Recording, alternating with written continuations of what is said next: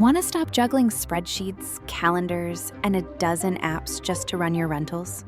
Logify makes it easy. It's an all-in-one toolkit for hosts. Build a direct booking website, automate guest messaging, and keep all your channels in sync. Running your rental business your way has never been simpler. And for Good Morning Hospitality listeners, you can get 20% off any yearly plan with code GMH20. Just check the link in the show notes to get started today. Welcome to Good Morning Hospitality, your one-stop shop for the latest news, noteworthy trends, and thought-provoking discussions across the industry.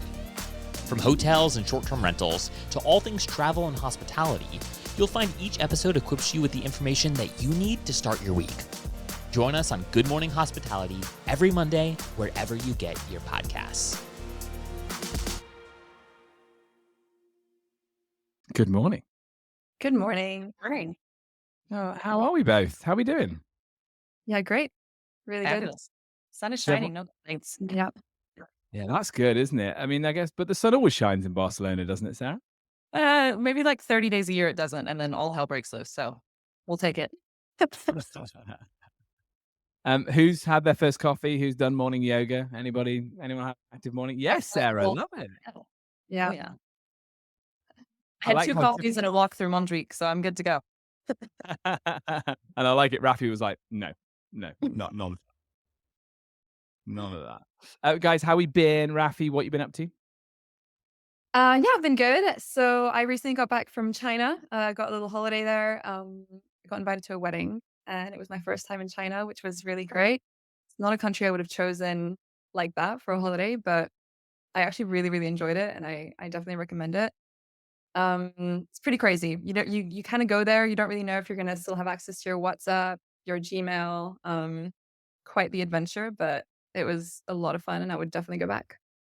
Very cool. Very cool. How about you, Sarah? What's going on? Not a whole lot. I've been away almost every weekend for a friend's wedding and all the events leading up to that. And so it was really great. We were up in the Costa Brava last weekend with a big old crew of friends that I've had for 5+ years and just celebrating love.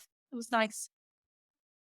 Well, you guys are doing definitely more sort of adventurous things than me at the moment. My partner is ready to give birth to our second child, so we're not much Congratulations. further than sort of the front room at the moment. But still, it's enjoyable. It's enjoyable. Did you guys choose it? Oh, okay. So we're still Rafi's interested for context here. Rafi knows that it's a boy, and Raphael is one of the potential options. No, we're still on long list. We're still on long list, and I won't say any more than that. I think there's probably Right. 5 contenders at the moment, All right. which means they probably won't get a name for the first 3 weeks, right? While we're working it out. You'll let us know. Yeah. Look, we should explain why we're here. So we've been given the mic by Will. We're very grateful. This is the first time we're doing this. This is Good Morning Hospitality Europe. And just to introduce myself, in case anyone doesn't know who I am, my name's Leo Walton. I'm one of the co-founders of Superhog. Awesome. I'm Sarah Dupree. I'm from AirDNA. Been with AirDNA for almost 8 years now. So really excited to be joining in with some data and mostly opinion. I'm Raphael Klein. I've been in the short-term rental industry for 4 years now. I work for Overnetwork. We specialize in high-end chalets, and I come from a hospitality background, actually. Nice. Before we get into these articles today, I think congratulations is in order to both of you guys. We've had good nominations for the shorties. Rafi, what categories are Overnetwork nominated in? So Overnetwork is nominated as Best Leisure Property Management Company. And then we have a second nomination for Louis so Louis is our director, Louis Andrews, and he's nominated as Rising Star. Very cool. Very cool. Sarah? Yeah, same here. We have 3 nominations, actually. We're super fortunate this year. So Team of the Year for AirDNA as being a leading place to work in terms of culture, which I can attest to. It's a fun place. We work hard, but we also play hard. We also have the Pioneer Award nomination for our CEO, Demi Horvat, and the Rising Star Award for James Kinnersley, who's been doing a lot of conference stuff in the industry lately. So I'm sure many of you have seen him around. So yeah, excited. I love it. We've got a turf war here. We've got Louis Andrews v James Kinnersley. This is exciting. It's exciting. Don't come to blows, guys. Where's your money? Where's your money, I Raph? want to Could see a Louis bring duel, it to be fair. It might be fun. home? All right, guys, let's get into it. So the first article today that we're going to focus on, TripAdvisor blocks a record 2 million fake reviews in 2023. Sounds like a lot. That's an article from FocusWire. Rafi, do you want to tell us a bit more about it? Yeah, so TripAdvisor is blocking a lot of fake reviews. One thing to note is it's not necessarily negative reviews, it's also going to be positive reviews. The whole aim here for them is to maintain the credibility of their reviews. Obviously, I know that as an industry, we really rely on reviews. I think even more, I would argue, probably more than other industries, simply because we're dealing with a lot of individual hosts and there's a whole trust factor that's really important for us.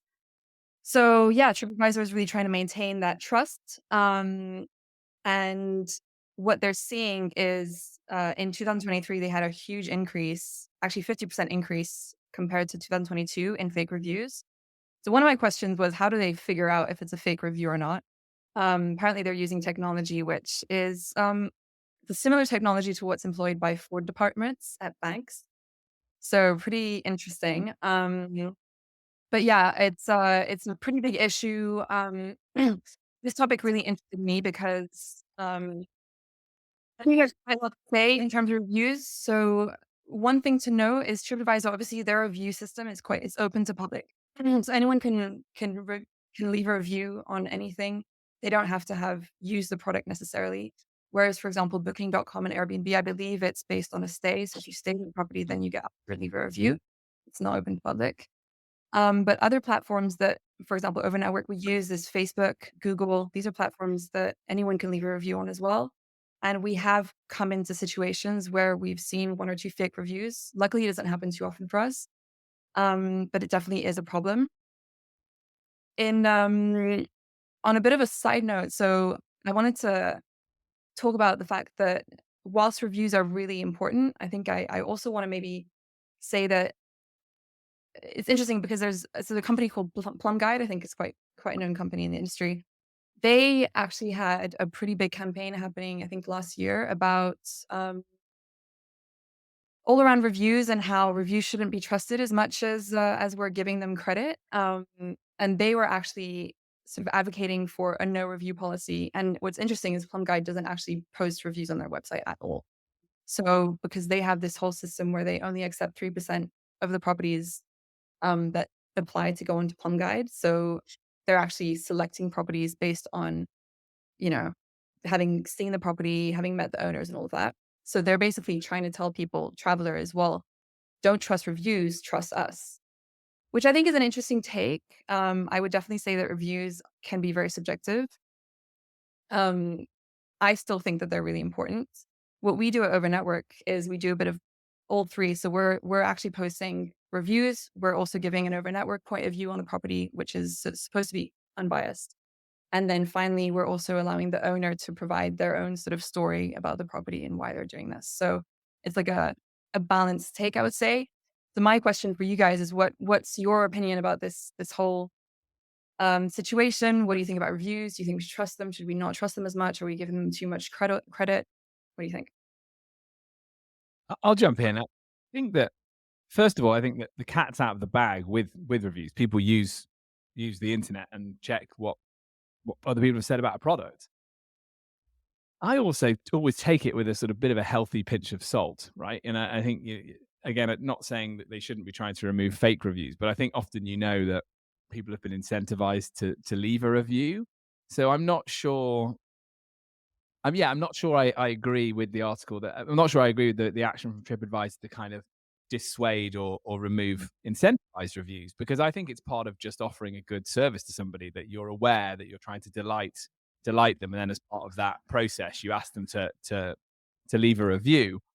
As an industry, I think it is really interesting because, as you said, Rafi, earlier, if you're on Airbnb, Booking.com, and you've actually stayed in a property, that's very different. You've actually been there, you've slept in the bed, you've used the lounge, used the kitchen. it's more trusted than a TripAdvisor review, which could be open to someone just saying something positive or negative, right? And so I think I can totally understand why STR operators, hosts make such a big play of trying to get that review.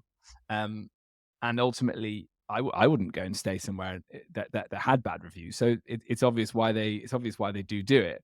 Where I think it's open to slight manipulation is if you're offering people tickets, to a prize draw or vouchers, and I don't know, that for me is where I think we need to be careful, because actually it's not. It makes it less authentic for the customer. I don't know what you think, Sarah. Yeah, I mean, I think an interesting thing to point out as well is the inherent bias, I would say, in reviews. So in 2023, just shy of 29 million reviews were left on Airbnb for properties in Europe. Having said that, that's 61% of reservations that had a review. And so still the percentage, it's not everybody that stays somewhere leaves a review.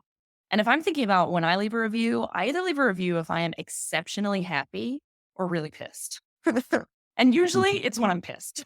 So I think that weighs more heavily towards somebody having a negative experience. That's when, if things go really awry, you want to let somebody know. And I think that's kind of the beauty, but also the curse of the review system in general.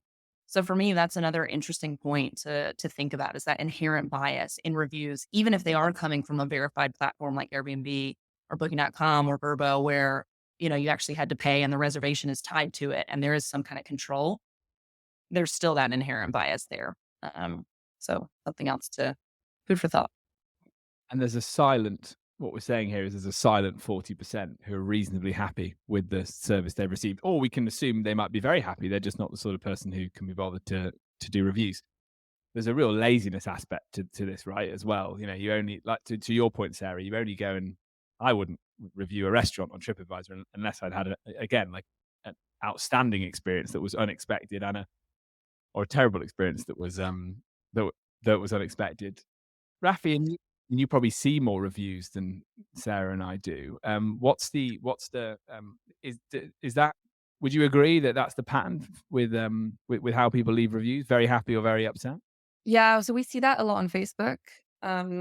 Actually, we only see negative reviews on Facebook because if they're really upset, then they try to post it everywhere. So they're going to use, our review system, but then they're going to go on Facebook. They're going to go on Google. They're going to get their friends to leave a review, even if their friends weren't part of the stay. So we're seeing a lot of that. Luckily, on our website, so we have a system where we email the customer twice after their stay. And that really does sort of remind people, because we also say it's really important for us, it's important for other users, so they know what they're getting into when they're booking this property. And generally our customers are really happy. So they're actually quite happy to leave a review. So on the website, we're able to actually post a lot of reviews, but Facebook does get a little bit of a bad reputation for that. Yeah, I'm also curious about the amount of people who maybe don't leave a review, but they have contacted the host. So I did this. We rented a villa, a group of us last weekend for the wedding. And honestly, the villa was beautiful, but we were clearly the first guest of the season. The towels didn't match. There was no hot water for the first 24 hours. I messaged the guy about the hot water. Nobody responded to us. We ended up calling Booking.com. We ended up calling the actual agency that was managing the property. They told us to call somebody else. It was just a runaround the whole time. And finally, the next day, the hot water was working, but nobody ever said anything, or it was just they just ignored it. So I messaged him. And I was like, look, I'm in the industry. I'm not going to publish a bad review for you, but you got to get your shit together. This was unacceptable. You got to do better than this.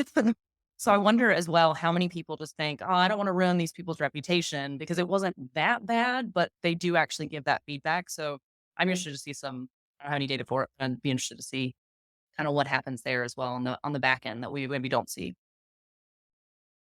Yeah, I think that's right, isn't it? I think some people would still feel it's mean to say something nasty when someone's trying to deliver a good service. But then the counter to that, Sarah, is we do need people to be better. And we've always got to be aware that we're in competition with a hotel that can just deliver new towels, by sending someone up to the room to do it. So standards have to be high just for the whole industry to succeed. Is there something in sort of how much you're encouraged to leave a review? Because again, I guess I don't agree with the plum guide point that we should all ignore them. I think actually we should embrace them. But really, it should be that it's almost compulsory that you have to leave a review on a booking platform, and therefore you will get 100% of people doing it. That way you get a more that way you get a more accurate spread. Because I imagine for you, Rafi, there is frustration. It's the ones who, especially the marketing person as you are, there's frustration in the people who do nothing, right? The choose to ignore crowd must be the most frustrating, to try and understand what they've enjoyed and not enjoyed about your experience. Yeah, I've never thought about it that way. I think I don't know how well that would go down to force people to leave a review. I mean, at the end of the day, we're just here to try to provide the best service we can, and we don't want to be forcing them to do something they don't want to do, especially after their holiday. I mean, I think they have other things to worry about in a lot of cases. Um, but it would be an interesting test, see what comes out of it. But I definitely agree. Like right now, we only have a small percentage of people who actually do leave a review, and since it's all biased, like how reliant is it to see the average rating? Is it a little bit on the negative side because that's when people are most motivated to leave a review, or yeah, what does it really represent? If you force people to leave a review, I think that would just cloud the system as well. Like honestly, when I'm looking at reviews, I mostly go look at the bad reviews and I want to know the worst possible scenario, and then I want to see the best possible. So if you have a bunch of people saying, I'm just doing this because I'm forced to, or I can't make another booking on this platform, then I think it just adds noise and maybe is less helpful. Certainly would lead to an uptick in 1-star reviews as well, wouldn't it? Hearing forced to do it. So yeah, no one's going to subscribe to that idea. All right, great. Well, I think we've done that one. Let's move on to our second article, which is from Skift, which is, can short-term rental companies avoid growing pains by staying local? Now, I think we all enjoyed reading this article. Sarah, do you want to give the overview? Yeah, sure. So, I mean, kind of the summary of the article is Dustin Abney of Portoro is talking mostly about how they have been super successful and that as they're scaling, their goal is when they move outside of Charleston, South Carolina and expand to new markets to remain hyperlocal. So have a super hyperlocal team, not grow too quickly. And the hypothesis is that many of the larger property management companies that have 20,000, 30,000 properties under management, like a Vacasa or a Sonder, have seen massive growing pains when they've tried to scale too quickly without keeping those local teams in mind. And I have to say, I mean, I totally agree with Dustin. In fact, AirDNA recently launched, we're doing a pilot of recommending the best performing property managers in markets. Is something that our end users of our product have been asking for a long time. Hey, connect me with somebody that's going to do a good job. And Dustin and his team at Portoro were selected to participate in this pilot program exactly because they're doing a great job and their reviews speak for themselves. And so their approach definitely does work. I'll open it up to you guys because I'm curious what you think, and then I'll share some data with you later. Rafi? Yeah, so I definitely think from my experience, local is the way to go. We operate in a very specific market, so we're in the French Alps, meaning we're dealing with small ski resorts, which all are so different, and you have to really understand what's at play in each of these resorts. You need to be connected. You need to be participating in the community. You need to know the tourist offices. You need to. Everything is really done in a local manner. So for us, scaling is a bit of a tricky question because staying local is, I mean, it's non-negotiable, meaning how fast can we actually scale realistically? We're actually trying to expand into new destinations. We're mainly focused on one region of the Alps, trying to expand into more of the French Alps. And actually, we've got 2 new properties in Switzerland, but I'm seeing a lot of issues with that. As in, if we're going to go into a new country, well, we've got to really decide to do it, and we have to be really strategic about it, because if we only do it half-heartedly, we're not going to get anywhere. From a marketing perspective, it's frustrating because I can't actually do proper marketing if we're only going to be present halfway. And then if the sales team are just going to be, kind of taking the properties as they come, as opposed to doing like a proper launch in Switzerland, like understanding the local authorities and getting to know the people and talking to people, like it's just not going to work. And we're starting to realize that. I think from an owner perspective, when we're talking about a small scale company, it's really important because we're able to actually offer a personalized service. We're able to be very present for owners. Our owners are able to call us up if they have any problems. We're able to provide proper support, which I think is a really big differentiator for us compared to a typical Airbnb or a Booking.com. So yeah, I'm not sure if you guys have any a take on that. Yeah, so I agree with both of you. I have got a counter thought as well, which I'll throw in there. But just to agree with you, I think very hard to have a premium product that you're trying to do at scale like that, because you're always going to be competing with somebody who understands the local market better than you do, that has pre-existing relationships with tradespeople, knows the culture, knows the language, is able to get their first 5 properties just by networking locally. I had an example of a client like this in London who has about 150 properties in the West End, sort of Southwest London, very expensive part of town. And again, I think probably she got the first 50 from being out at the wine bars with all her friends. And very, very hard. I think people would be offering her a small fortune for her portfolio of properties, but she's never been interested in scaling it beyond that locality because she understands it, right? And people talk about it. Oh, if we're going to get anyone to look after your property, it should be this person. So there's something very uh, premium about that. And what I've noticed, and we've seen this in Europe, I think Sarah, Rafi, I'm sure you've noticed it too. We've got this journey we've been on that people have taken VC funding and gone quickly into different European markets. And as a consequence of being unknown in those markets and maybe trying to disrupt a local business that's actually pretty impressive and well respected locally, you just have to undercut on price. So, and generally speaking, then your operating margins are at risk, and are you able to make it work locally? And before you know it, you've had to pull back out of that market. Now, there are obviously good examples of it. I'm sure we could all name some, but that's sort of first thing to think about. Whereas if you're super focused on a local market and just growing slowly and carefully and methodically, to me, it does feel more likely that you're going to succeed in those areas.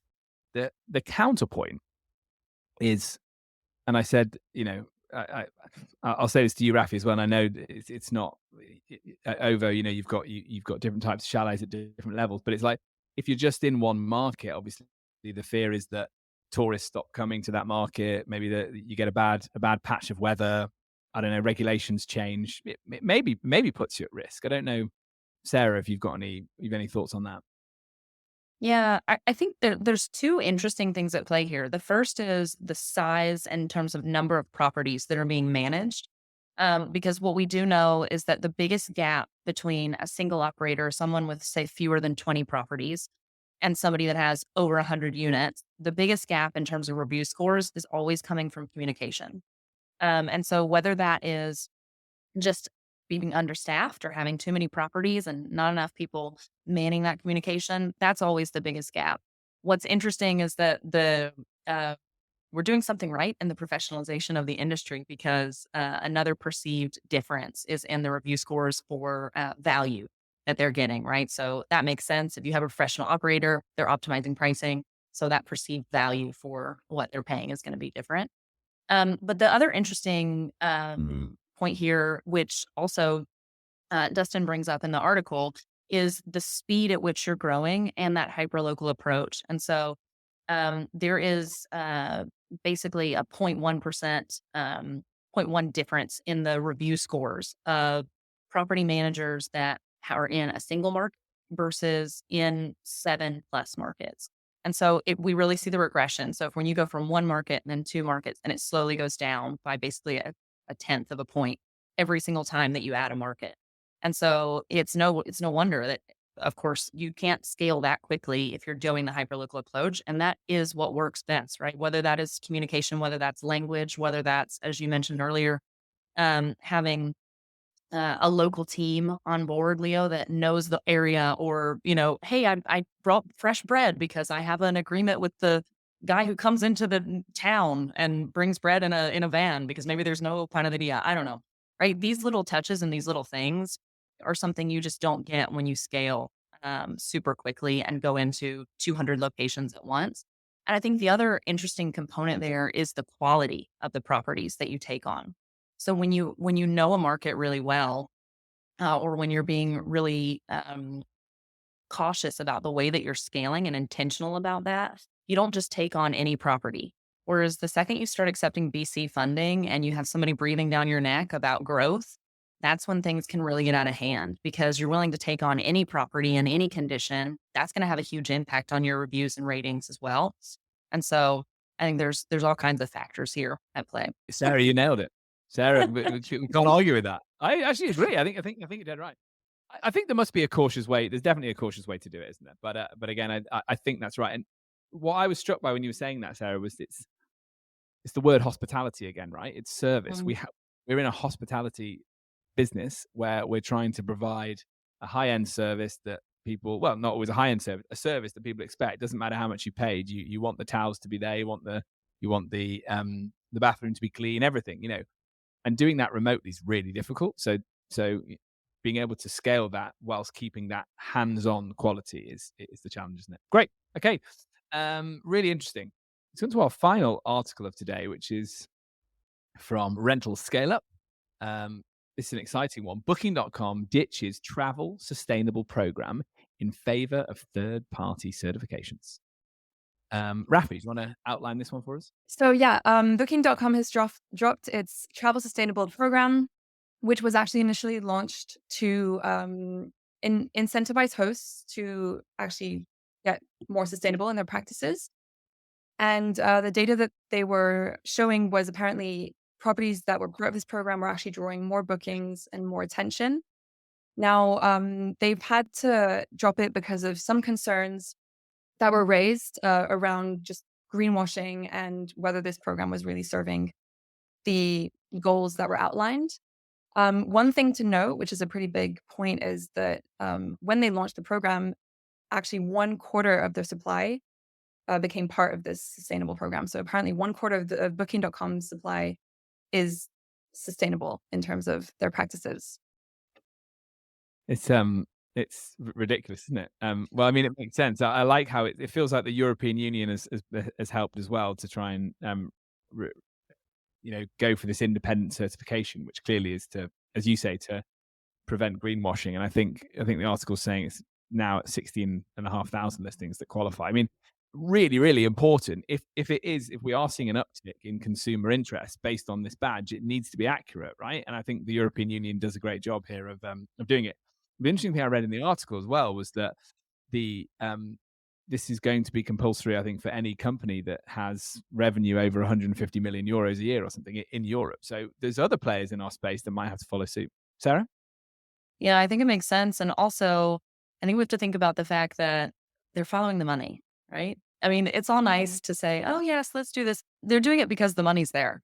So, for example, in Europe, I mean, average daily rates for a 1-bedroom property sit at about 98 euros a night.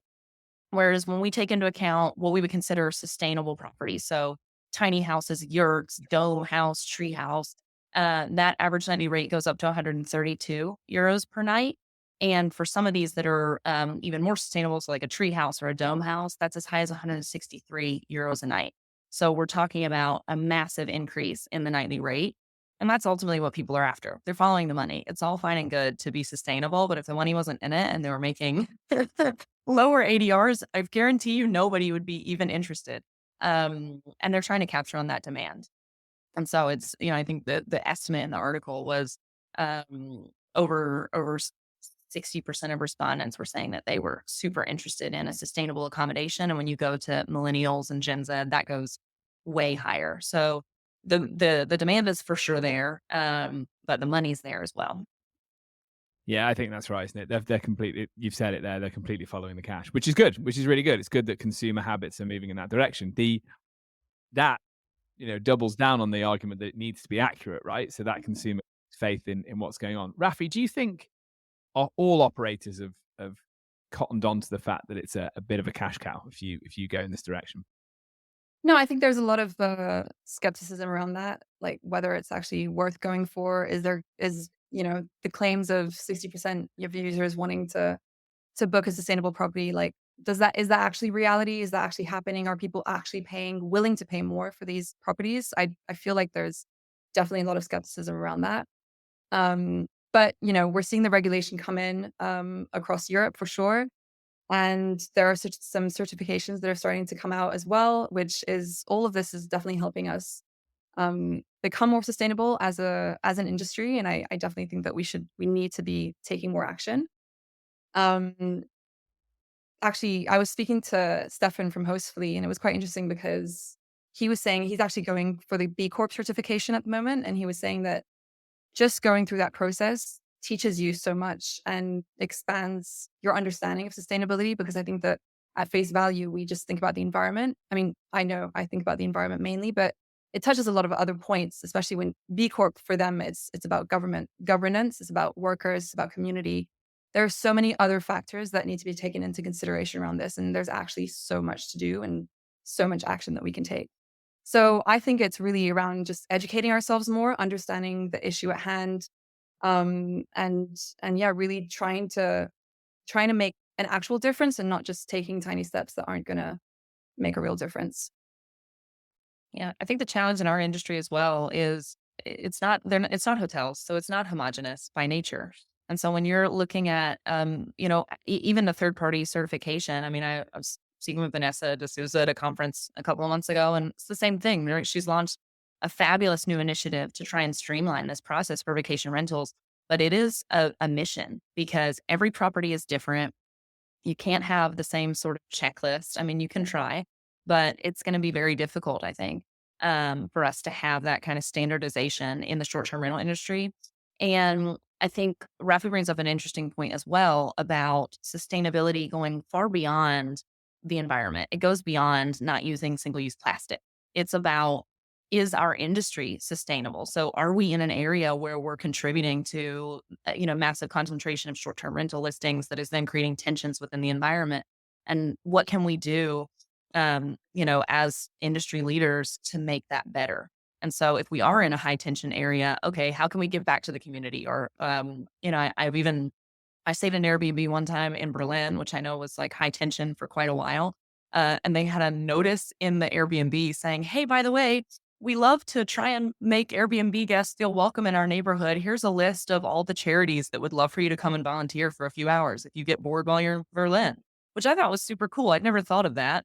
I did not volunteer, full disclosure. But, I mean, it would have been an idea if I had like some kids and they were bored, like take them to a soup kitchen. It'd be great. So I think there's other ways that we can be conscious of how we're kind of giving back to the overall community surrounding the properties as well.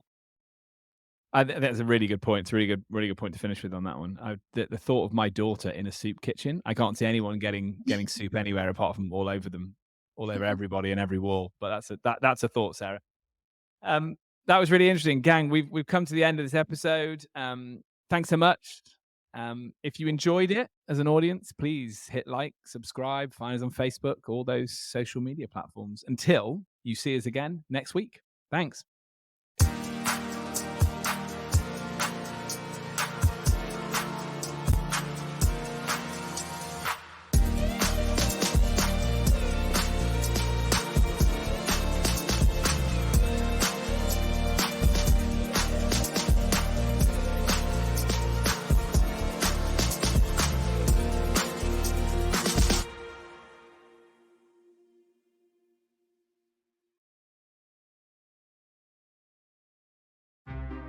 Want to stop juggling spreadsheets, calendars, and a dozen apps just to run your rentals? Lodgify makes it easy. It's an all-in-one toolkit for hosts. Build a direct booking website, automate guest messaging, and keep all your channels in sync. Running your rental business your way has never been simpler. And for Good Morning Hospitality listeners, you can get 20% off any yearly plan with code GMH20. Just check the link in the show notes to get started today.